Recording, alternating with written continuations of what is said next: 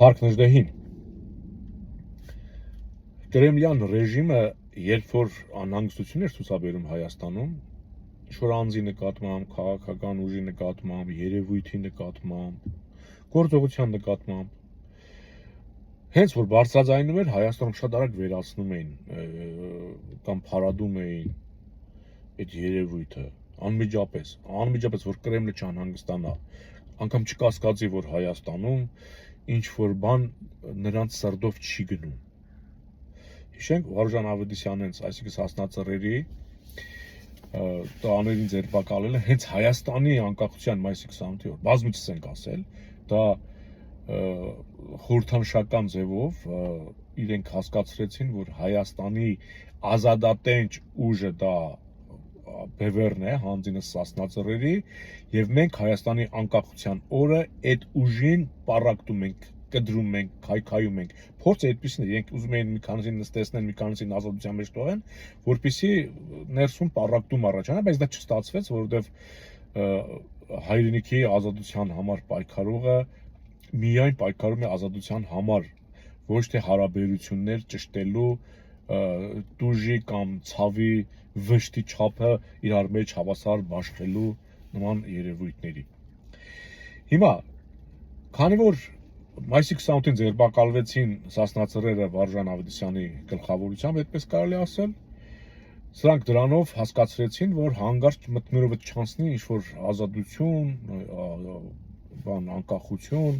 թղթի վրա ինչ կա, յոլա գնացեք մինչև էդել թղթի վրայինն էլ կոչնչացնենք։ Հիմա քանի որ բոլորն են խոսում, դա գաղտնիք չէ, որ Կրեմլը արդեն ամեն ինչ հանձնել է Անկարային ու Բաքվին, արդեն ընդդեղի անհանգստություններն են Հայաստանում արձագանքվում, դե չենք մոռանում Էրդողանը Սփյուռքի եւ եկեղեցու հանդեպ իր անհանգստությունը բարձրացրել էր եւ Նիկոլը չէր կարող չարձագանքել, տեսանք եկեղեցու հետ ոնց վարվեցին, սպասավորների բարձրաստիճան թույլ տեղերին հարվածելով եւ ասեմ, որ այս խաղի մասնակից դառան նաեւ հենց այդ սպասավորները, որովհետեւ իրենք կարող էին ուղղակի լռությամբ արհամարելով Նիկոլի լակոտային այդ ցինիկ արտահայտություններին թողնել մենակ իրեն այդ ոճի մեջ եւ աշխարհը կհասկանար, որ ով է Նիկոլը։ Այսինքն, երբ որ դու իր հայհոյանքը, իր այդ վարքը, ցինիզմը անպատասխան ես թողնում, այսինքն դու հասկացնում ես, որ դու այդ դաշտում չես կարող կռվել իր հետ։ Այդ դաշտում մենակ ինքն է առավել, ինքը չեմպիոն է այդ դաշտի։ Իսկ այդ դաշտը քեզ հարիր չէ, դու չես մտնում այդ դաշտ։ Բայց չէ, եկեղեցին փորձեց մտնել այդ դաշտ եւ բանը բանից անցավ, այսինքն ես համոզված եմ, որ եկեղեցու բարձրաստիճան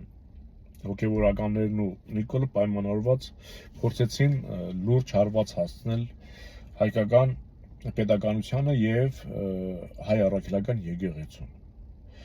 Այս երևույթը ես միշտ կապել եմ նրա հետ, որ սա ուզում են ձնագնդի պես մեծացնել եւ ներգրավել Բևեռին։ Բևեռը զուսպ ձևով հայտարարեց, որ ինքը հայ առաքելական եկեղեցու կողքին է, ընդհանրապես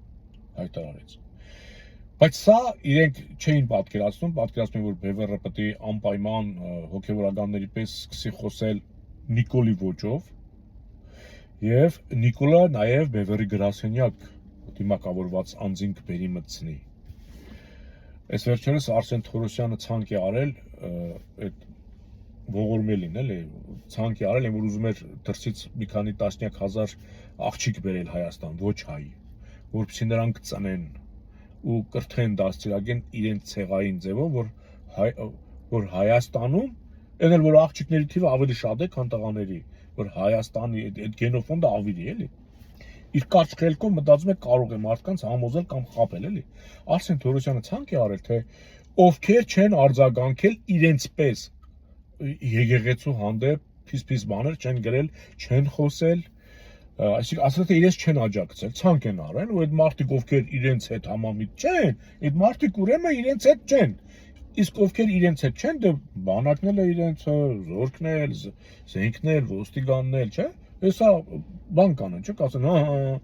մեր եկեղեցին պետությունը քանդում էր, մենք գնացինք, որ եկեղեցուն արգել ենք այդ գործողությունը անեն, իրենց այդ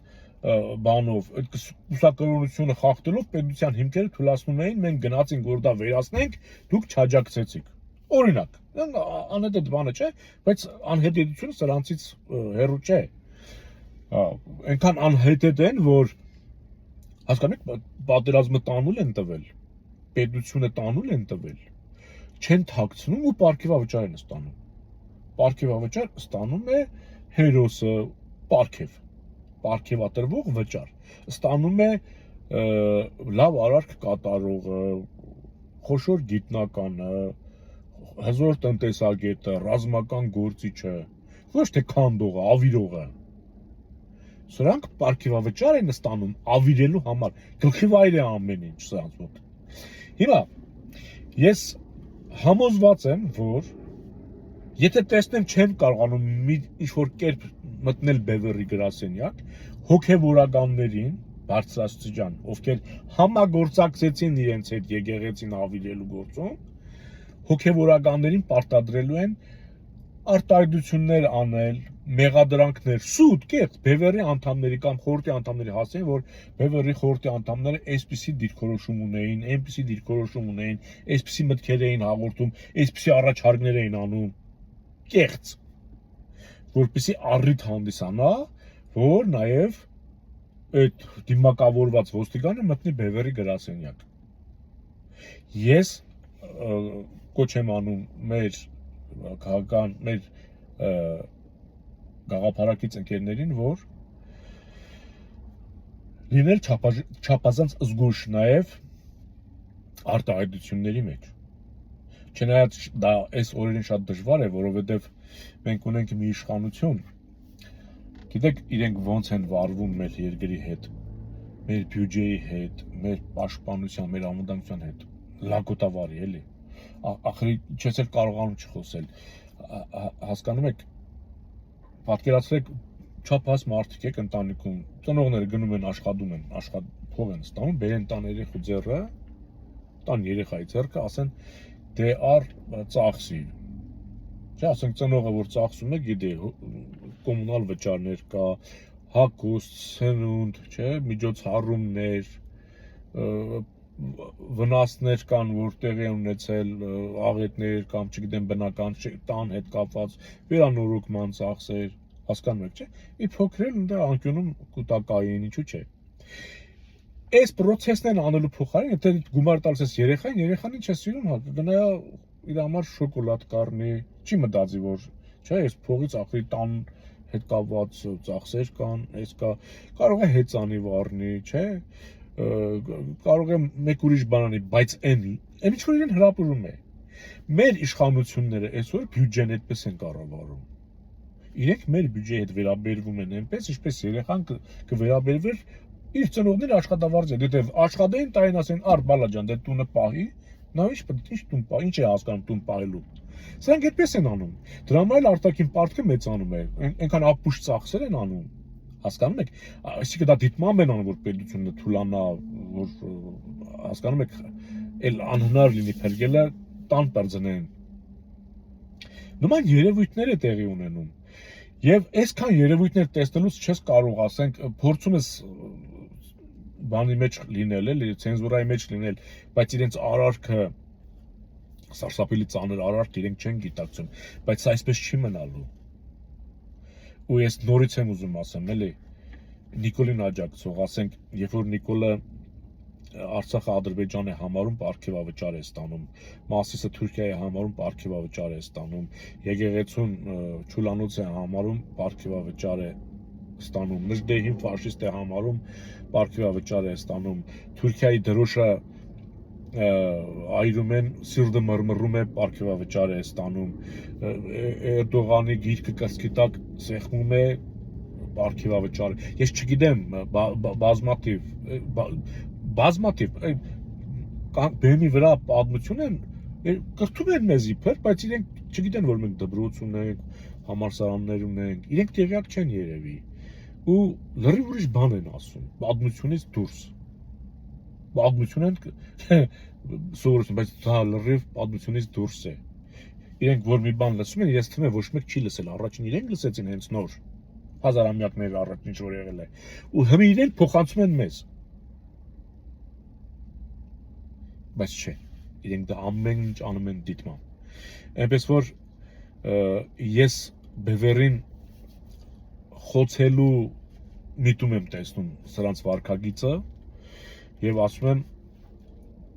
իրենց այդ ամբողջ այդ կլանի մեջ բարձրաստիճան հոգեվորական նախկիններ, ներկաներ, որ այս խաղ խաղում են Հայաստանը թուլացնելու, ինքնիշխանությունից զրկելու, դրանք բոլորը դուրս են գալու բևերի դեմ։ Սասնացրերի ապստամբությունը դարձրել են բան, չէ՞, տերոր են արդեն ասում, նախկիններն էլ, ներկաներն էլ, իրար հերթ չտալով։ Ուրեմն մեր դուրը գալու են, մենք պետք է պատրաստ լինենք փակ նժդեհին։